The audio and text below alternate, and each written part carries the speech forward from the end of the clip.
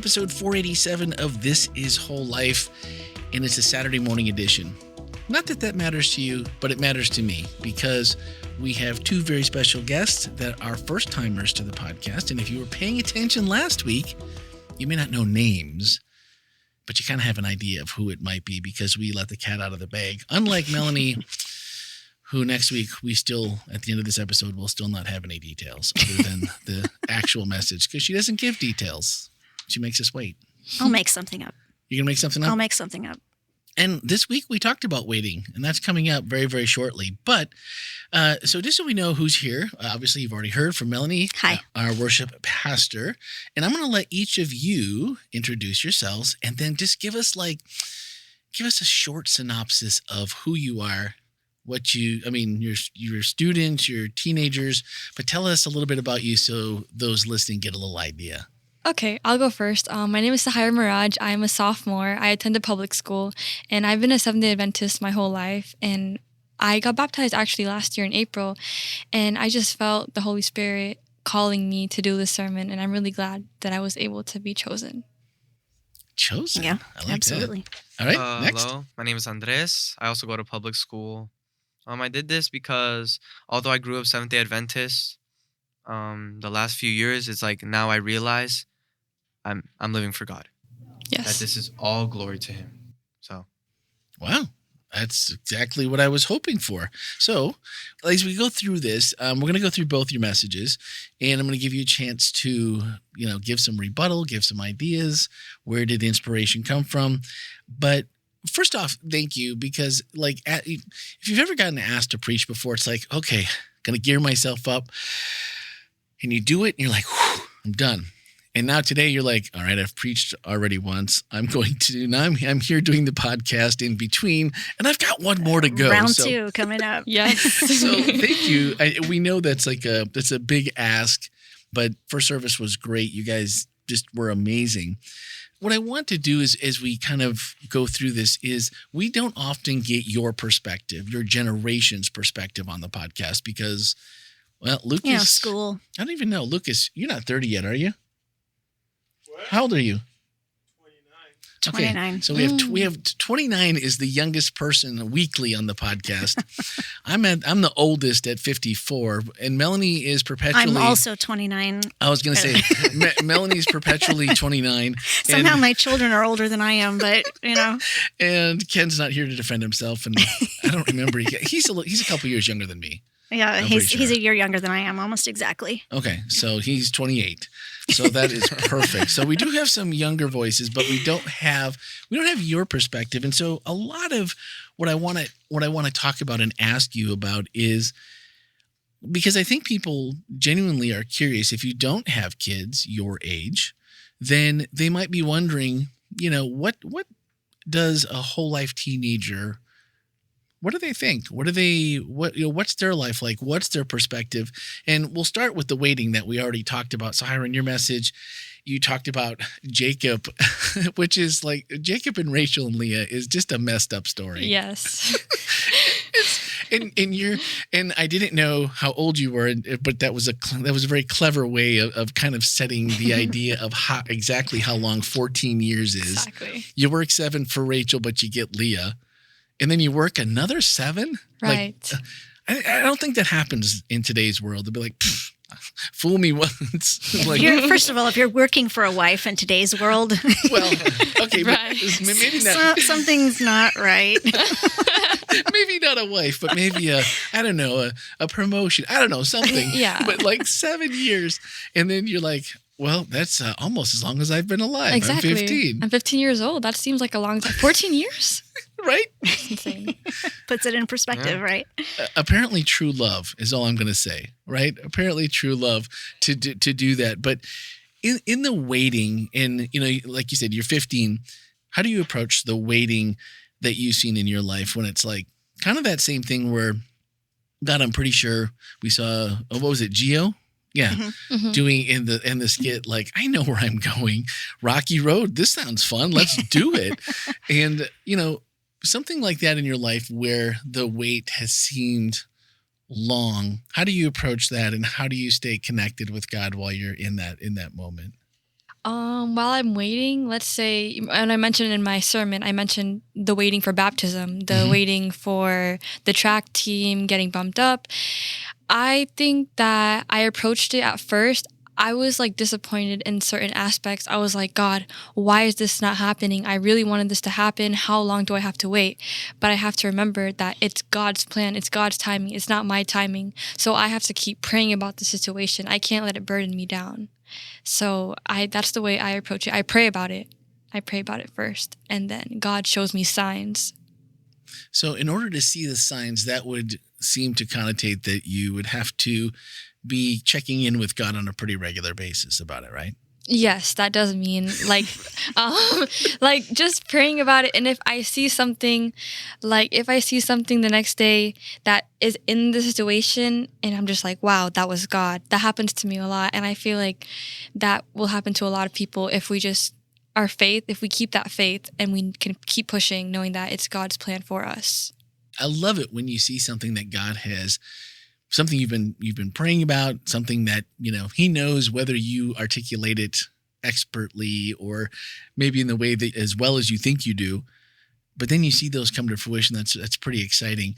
So do you have a special routine or something you do daily or that just like you and God time?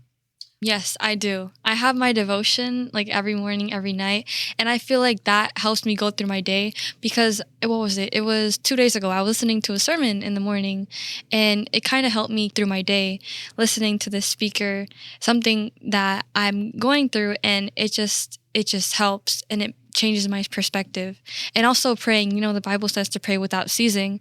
And whenever I don't pray, I feel disconnected. And when I pray, it brings peace. And people may think that, why is God doing this? Why is this happening? When is the time going to come?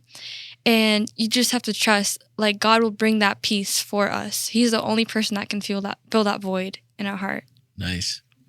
So, Andres, you were talking about living for God, and this kind of goes into the same question about, you mentioned that Christianity is a bond, it's a relationship, and it's in prayer, it's private, it's one-on-one, intimate time. So, when you were talking about that, what does that look like for you in that part? Because I think sometimes people will be like, okay, I prayed. Nothing seems different. I don't really know what I'm supposed to do. And maybe if what Sahira just talked about, I didn't see something during my day and I've gotten to the evening or I've gotten a couple weeks like, wow, this really isn't doing. What does that look like for you, that process? So like spending time with him, having your own. That intimate time you talked about. So, I mean, in the verse I brought up, I think it's where's the one that talks about Jesus? Yeah. So Luke chapter 5 verse 16, Jesus often withdrew to lonely places and prayed. Mhm. That connects to the part where I talk about it being like a relationship. I mean, even in Revelation, he acknowledges us as the bride. So it really is. It's a bond that's built with you and God. So often withdrew to lonely places. Even in my life, that means like closing the door. Going in my room, kneeling down, praying to God and reading the word, indulging in what he's offering me. That's what it is spending time with him and reading the word and praying to him one-on-one. So what are you reading right now? Ooh. I am trying to get into Leviticus and Matthew. I've been reading some of that. All right. That's aspirational, my friend. Because a lot of that, especially like people are like sometimes like afraid to read that book, but it's a book, Jesus didn't abolish the law. He said he was going to fulfill it. So I feel like people sometimes just discard Leviticus completely, but every book in the Bible has something to offer. But yeah, and then I also do go to Psalms once in a while, of course. But yeah, mainly just reading through Leviticus and the law that was established at that time and how it's, it's still perpetual law. Yeah, he's in the deep end. I was going to say it. That's one. It's like I usually though will avoid Psalms as much as I do Leviticus. I don't know. It's repetition sometimes gets me. It is. Although my favorite chapter of the whole Bible is in Psalms, but the rest I'm not. Which one? Anytime I'm feeling like, I don't know, things aren't really going my way, or maybe I'm feeling a little down, a little blue, a little like I haven't heard God for a while. Psalms 40, and I appreciate the message is not translation, but because the message isn't technically a translation, right? It's That's a paraphrase. Mm-hmm. Yeah, that's the word I was looking for. So I really enjoy that one, but overall, I probably, unless I'm in a reading plan that's like, hey, we're taking you to Psalms today, and it's like, oh, okay, that's probably should. So where do you go if you're going and the reading plan hasn't confined you to the Psalms? That's it. I would probably just power through and just start at the beginning and go to the end. Yeah. Because that's usually, I'm usually just like, well, if there was any order in this, I mean, I don't know if the order that it's in is like chronological or if I don't know that much about the Book of Psalms, so I don't know how it was compiled. Oh, I see what you're saying. You know what I'm saying? Okay. So like, I don't know if it matters. No. But I usually assume that if I start at the beginning and go to the end, it at least kind of puts it in place. If you were thinking about it, where did I read that? By the time you get to Psalm 150. Right, exactly. It's like, that was a month and a half ago that I was reading that. It must be in chapters 1 through 20 then. I can at least go back and start at that place. So that's usually how I would attack it. Probably. But I mean, if you're not reading in Psalms, where would you go? Oh, if I'm not reading in Psalms, where would I go? Uh-huh. Oh, Romans. Wow. Is one of my favorites. We got a bunch of deep end people at I this love table. Paul. I think, I just do. I think he's just, I love the fact that he isn't afraid to just say what's on his mind. And whether it's stuff you always completely understand or not, there's a lot of ambiguity in what Paul has to say for me. But a lot of it is also, to me, like super straightforward. So it's like, oh, that's something I can sink my teeth into today, where I don't want to think about I don't want to try to figure out what the message is. I just need something solid that I can just sink my teeth into. Mm-hmm. So I do that. And I spend a lot of time, honestly, I don't know how many times I've read through the Gospels, but yeah, those are always, they're classics. It's hard to not get back to there at some point. What about you, Sahira? Where are you reading right now, or are you hopping around? I like Daniel. I really like how he steps away from the crowd, and he just he's very strong in his faith. Actually, I taught a Sabbath school. It was recently, maybe a month ago, because it was when school was starting. It was talking about faith over fitting in. And I had mentioned Daniel. And I was just like, wow, I feel like a lot of teenagers are dealing with peer pressure and different things. And that's why I feel like Daniel right now is really good to read about. Nice. Yeah. Very good. Well, okay. So Melanie, where are you reading right now? So I'm doing the Bible reading plan. So I'm following along with whatever the day happens to be, but I'm a little bit ahead, so I'm probably not synced up with everyone else. But you're such a good student. Sometimes, when I'm riding in the car, it's like, oh, I'm done with today already. Well, let's do the next day. So yeah. Audio Bible in the car. In the car. Okay, yeah. From the Bible app or different? Yeah, the Bible app. Okay. And right now I decided this time through I'm reading a New Living Translation just for fun. I love the NLT. So and I like the voice of the guy who reads it too. That's helpful. He's fun to listen to. So that's it. Yep. Maybe I can have Andreas read me a couple chapters of the Bible and see how that goes. And then I can get ahead in class. Yeah, I can agree with you on Psalms because it's something just go back to. I also say Proverbs too. Two of my favorite verses are from Psalms and Proverbs, like Psalm 116, 1 through 2. I love the Lord, for he heard my voice. He heard my cry for mercy. Because he turned his ear towards me, I will call on him for as long as I live. And I like Proverbs more because I think it's Proverbs chapter 27, verse 19. And that one's, as water reflects a face, one's life reflects the heart. Sounds good too. Yeah. Oh, that's a good one. Yeah, Proverbs is always good. Another one of those where it's like, okay, I need some motivation. I need some motivation, some wise wisdom, and it probably applies to some part of what I'm going through for the day. And I like that. So Hiro, you were talking about Naaman, where on the outside it looks like, oh man, Naaman's got it all.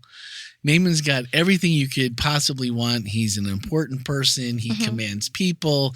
He's rich. This is great. And what made me kind of stop and think was, in today's world where we are bombarded by media 24/7, it's really easy to look at someone and go, yeah, I'd really like what they have, or man, don't they have it great? And when reality is, wow, this guy has leprosy. Right. And maybe life isn't so good as we'd like to think it was. And you said God's solutions, and I might be paraphrasing here, don't feel sometimes like solutions. Like they seem like they're undesirable. Mhm. So when the prophet tells him to go bathe in the Jordan River, and it's like, oh, That dirty water. it'd be like telling Right. someone to go to New York City and be like, go bathe in the East River. Right. Let's go do that, because that will surely cure whatever is, and maybe the radioactivity would help. I don't know, but you came up with Naaman's pride and the dips. The dips were genius, but also I'm like, I don't like any of them. Nearly any of them. Like dip 1, surrender. That doesn't sound like fun. Yeah. Trust. Oh, I've got trust issues. That's a big one. Yeah, patience. Who's got patience? Who's got time for patience? Perseverance. Dip 5, humility. Ooh, that sounds like I'm gonna have to eat some crow somewhere and think less of myself. Dip 6. I like dip 6. That's hope, Mhm. right? So okay, we'll go with hope. And dip 7 is like completion. Okay, but I'm thinking to get to those parts. Yeah, you have to do 1 through 6 before you can get to 7. Exactly. Yeah, but I want to start like at 6. I want hope, and then I want completion, because that I feel like would really just shave off a lot of unnecessary time, No, trouble. That's not how God works, though. Man, that's not how God works. No, it's not. That's the whole point of the lesson. Like, But why?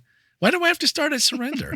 because we can't just expect that the circumstance will just happen like immediately. Like you're going to get a positive impact. You have to go through it. You can't just one day just say that you're going to change. Change doesn't happen overnight. It takes time, because who knows if you're going to go back to those things that you're doing that you know is wrong. So that's why I feel like God made Naaman wait by dipping not once, but 7 times. I feel like that's why. So, Sahara, what can would I you speak? say to somebody who is like on dip 21, I'm just gonna who just keeps dipping and dipping, and it feels like completion's never going to happen? I just feel like they have to trust in God, and like removing anything negative from their life. They just have to keep trusting that, because we all have a purpose, and we should know that. That should be our number one thing. Like, we have a purpose. God put us on this earth. He knew us before we were in the womb. So I feel like we need to keep pushing no matter how hard it gets. You just have to keep, it will hurt. It will hurt. That's just Get a our little human waterlogged nature. after a while. Exactly. Yeah. You're going to get tired of it, but you have to realize, you have to pray, you have to ask God for that strength, because He is the only one. You cannot run to the world. You have to run to God. You have to fully surrender. And one of the dips was surrender. So we have to just take it day by day. It's not going to happen overnight. Change is not going to happen overnight. You're not going to get that friendship back overnight. You're not going to get that relationship back overnight. If it's God's will, it will happen for you. Your answer just covered those 5 horribles. like 2 or 3 times, and I'm like, she's onto something. She's got this. And yeah, it doesn't always sound. It doesn't sound trendy. It doesn't sound like, yeah, let me sign up for that. But in the end, the hope. I mean, the hope has to be there. I feel like hope could be number 1 as well. Yes. Because if I don't have hope, I'm not going to surrender. I am not going to trust. I'm certainly not going to have patience.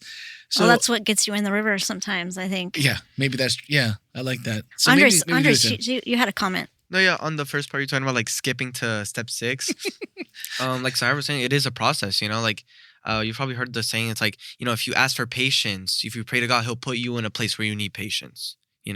So he'll build those skills through you. It's not like, okay, here's the confidence you need to be a leader, and here's that, and here's that. He's gonna build you. He's gonna sculpt you. He's gonna mold you into the person that He wants you to be. So if I pray for patience, I can expect terrible traffic on my way into work. Is that?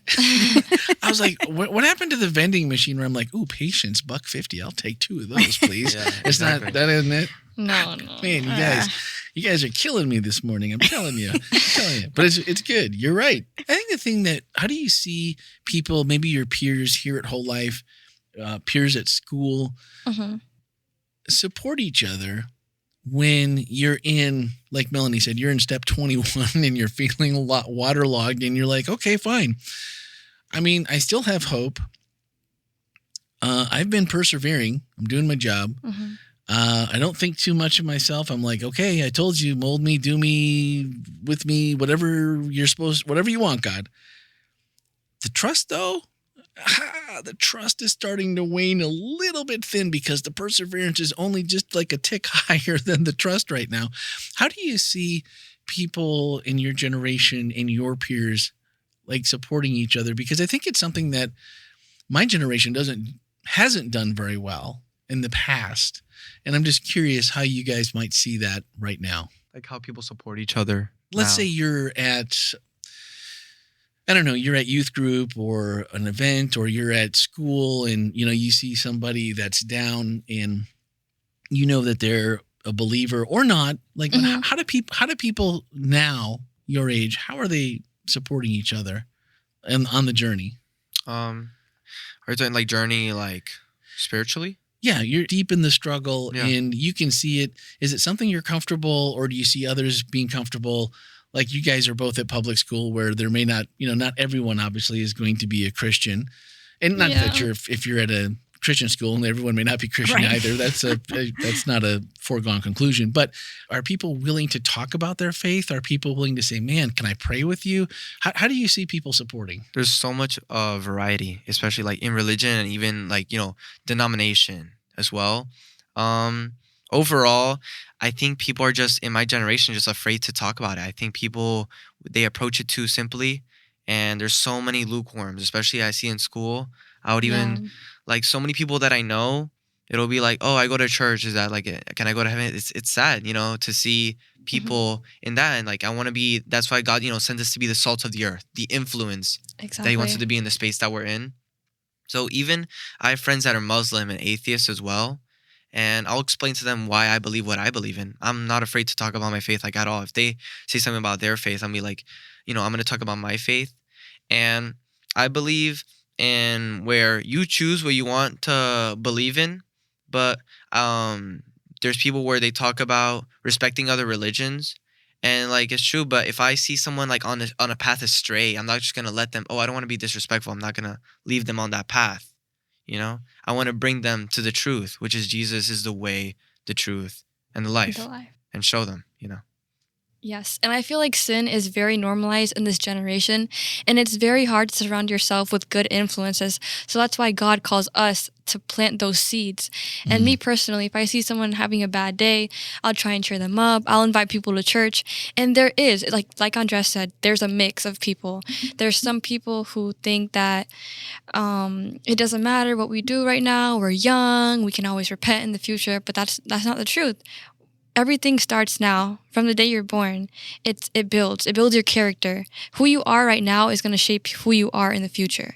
So I just feel like there's different groups, and some people do bring others to church, which is really great, and they'll pray over them.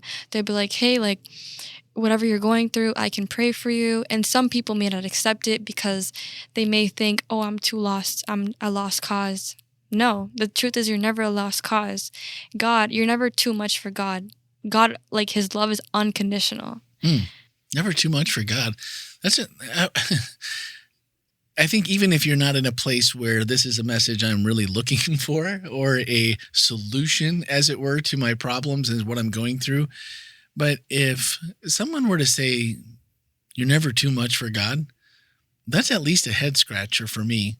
Thinking back to when I was younger, going like, I never heard that or considered it. So I think I really like that. Never too much for God. Yeah. And so clearly both of you are comfortable with, right? With speaking up, or like you mentioned, and people and praying for people and inviting them to church. So that's not you have no problem. Not just wearing, I wouldn't say, it doesn't feel like religion. It just feels like your relationship with Jesus is what you both are willing to share. Exactly. Because I don't do the converting. That's what the Holy Spirit does. So I'm only there to plant the seed. I can't bring them to Christ. I can inform them. But at the end of the day, they have to choose whether they want to be with him or not. That sounds like a fairly loving approach. I don't know. I kind of like it. Yeah. Yeah. I mean, you can choose. It's true. I mean, you choose. I give you the information and you choose what you want to do with it. You can choose to accept him or to not accept him. Yeah. You know? I think there's a certain comfort in, hey, I'm doing what Jesus told me to do. I'm doing it in a loving way. I'm sharing. And not that I don't feel bad that somebody might not accept it, but also it's, you've kind of put the ball out there. You've planted the seed, and who knows what the Holy Spirit will do. No, yeah. It makes me sad when I'll talk about it to people and they'll be like, oh, it won't affect me. Like, I don't care. Or when they get the false idea, like a lot of the big misconception a lot of people talk about is like, oh, if God is so loving, why is he like sending people away from him and all these things? And then it's like, I mean, it's not really a punishment. It's separation from him. So if you choose to live your life apart from God, he will grant you that separation that you put in place while you were on earth. So but it is sad when I see people astray, or I see people that even claim to be Christian and then they act this very worldly lifestyle. And even if it's in like the smaller things, where nowadays in the Bible it talks about turning the other cheek and forgiving, but nowadays it's like if someone does something to you, you have to do it harder to assert your dominance, and it's like if you don't, you're weak. But in the Bible it's the complete opposite, where God says people that turn the other cheek, that forgive, are strong. Love your enemies. I think it any easier though, right? Like, Oh, it's not easy. Oh no, it's not. Okay, it's not. That's God like testing us. I was like, because you said it, and like there was a certain confidence in your voice, and I was like, well, I hope that. Well, I mean, maybe I hope it got easier, because it sure didn't seem that way. It still doesn't seem that way to me. So I'm like, maybe you guys figured out the secret sauce to making sure that it doesn't. No, they didn't figure. Okay, cool. Oh, come on, Randy, you forgive me all the time. Well, there's still an issue. No. You know what I'm going to say, though, right? What? Barn party's coming up. Yes. Yes, there will be lots of love, grace, acceptance, forgiveness, all of that happening around barn party. There's going to be all of it. Oh, that's funny. So something that we like, Lucas and I say all the time, is we like to make sure that certain situations, certain items, all the boxes get checked. And you mentioned that God checks all the boxes. What boxes does God check for you that's like, man, these are the boxes that I need checked, and God checks them for me? I mean, it goes back to what you want or what you get from a relationship, So if it's like a friendship, it's like I have someone to talk to, or I have someone that's there to help me, or whether it be advice. It's true. I mean, through God's word, you can find, Proverbs, Psalms, all this wisdom that God is offering to you, and as well the guidance in your life, praying to him, someone to go to. He's your rock. He literally calls himself, he's the rock of our lives. We build our house on the rock, not the sand, a solid foundation. So truly he's there. He's that base where our faith comes from, So what do we do when it seems like God is silent? I mean, there's a lot of real scenarios where you can apply that, like in the 40 years in the desert. There's a lot of times where I even talked about, it's just his presence. You're not going to feel or see him, but he's going to be there. That's the thing. That's the biggest thing, is that I'll talk to people and they always want like, oh, I need proof that God exists. I need proof of this or proof of that. It's like, you're not going to have a proof of a lot of things. A lot of the time it is faith. And not just about God. There's a lot of things we don't have put proof faith in. of. Yeah, Exactly. Yeah. So what is the most important thing that you want someone they listen to your message, and you like, if someone were to take away this and maybe they could apply it to their life, or maybe just see something in a different way that they hadn't considered before, what's the most important thing you want someone to take away from your message, Sarah? I think I want them to take away, obviously, like trusting God no matter the circumstance, but I want them to realize that things that I talk about, I have different stories about Jacob and Rachel, the 7 dips with Naaman. I want people to walk away and be like, hey, God made these people go through things in the Bible, and like, why should I stop and give up? I should keep going. And I just really want people to walk away and pray about their situation, knowing that God has got their back all the time. Like I said, like, we're never too small for God. We're never too lost. We're never too in the world for God. That God calls us as his children of God to go to him and run to the Father. So I just really want people to walk away with that. You left with a challenge, Andreas, saying, what can I do to truly live for God? Mm-hmm. What's one thing, from your message or just something from your personal experience that you can say that you only do because you're living for God? I would just say it's living him in every aspect, in terms of whether I'm by myself and I'm reading or when I'm in public and I'm talking about him. The message was really for people like that kind of needed like a wake up call, or people, let's say there's someone who doesn't know much. It's like, this is it. This is what living for God is like. Is that even in private and in public, you're there, he's there for you and you're there for him. So it especially like I was talking about so many lukewarms, is that also goes back to the verse I brought up, all glory to God. What do you mean by lukewarms? The people that, which goes against my message, but it's like not truly living for God. Is the people that I'll see, they say, oh, I go to church, and then I see them at school and they're cursing and they're doing these things that are, I don't see Jesus doing any of those things, the things you're doing. And it's a wake-up call, because Christianity is it is a loving religion. That's what it is, It's a loving relationship that God wants to build with you, but people will sometimes take that and try to twist it and justify their actions. But this is what God wants. He wants us to truly live for him. Nice. So, Melanie, you got a chance to work with both of these young people, or younger people than me, I can say. What did you see over the course of working with them and like pulling their messages together? What did you see in that process? Well, so this is one of the most fun parts of my job, that I get to be there through the whole process. And I've just been really impressed with both of these, youth, young adults. Just the depth of insight, the depth of thought, and the willingness to wrestle. Because we sat in my office and I kept poking holes in what they were saying, and I tried to tell them, this I'm not poking holes just to be a pain. I'm poking holes so that you can fill the holes when you stand up to speak. And one thing that I really appreciate about that is that they received it, and then they went and they thought and they meditated and prayed on it and came back with what they felt like was the thing to fill those holes that we talked about. So yeah, I'm really grateful that I get to be part of the process, and I feel really honored. Yes. Yeah, well, we're excited every time, as a staff, we hear about what's upcoming and we think about, what does that mean? Oh, that means we can hopefully get them on the podcast. For me, that means, when we find out someone's getting baptized, I know I'm going to be the one that gets to ask them questions and find out about their journey and help introduce them to the WholeLife family.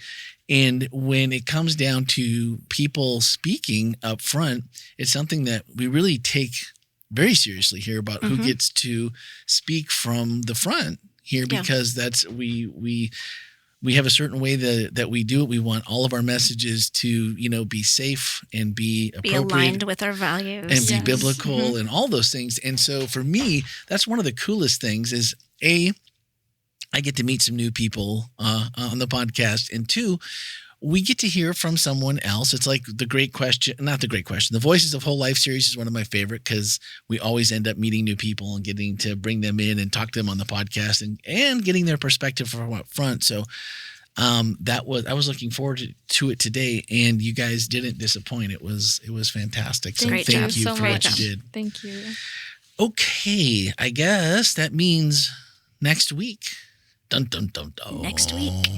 Yes. Come back, because it is our very own Melanie Bockmann starting a three-part series. Yep. And it's on Jesus and Justice. Jesus and Justice. And next week we are going to take a theopoetic approach, because sometimes it's difficult to talk about God, but metaphor gives us the opportunity to talk about to take it deeper, I guess, because there's a surplus of meaning in metaphor. So we're going to play with an expanded metaphor and weave in some narrative and see what happens.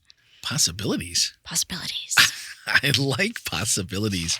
That's awesome. Hey, a quick shout out and huge thank you to Scott Causey this morning, who Yes. has continued to support and sponsor the podcast with really good coffee. He brought us some Foxtail Guji Ethiopia. It was this morning. delicious. And it is. We may or may not have sampled it already. I had not even thought about this morning because I was here early to fix something else and had not thought about the podcast, even though I knew about the podcast. And I was like, "Oh, good. We'll have coffee for Wednesday." And I'm like, "No, we have coffee for this morning now." So thank you to that. And guys, thanks for listening. I've been seeing an uptick in the numbers, and so I know that everyone's kind of back. Summer vacation's over. We're back to school. We're back to routines. But also, I think the numbers show a big jump in. We always encourage you to share with family, friends. It's an easy way to invite someone to listen and be in a safe environment, talking about Jesus and his love. And so something I hope that you continue to do, because we do see the numbers and we're thankful for you guys, all not just listening, but sharing and being willing to do that. So that's going to do it for this week. We look forward to hanging out with Melanie next week and giving her all the hard questions. Get ready to type while you listen next week, because I would love to spend at least half the show talking about questions that you have. Me too. Let's do this. There you go. All right, guys. Thanks for listening and have a great week. Yes.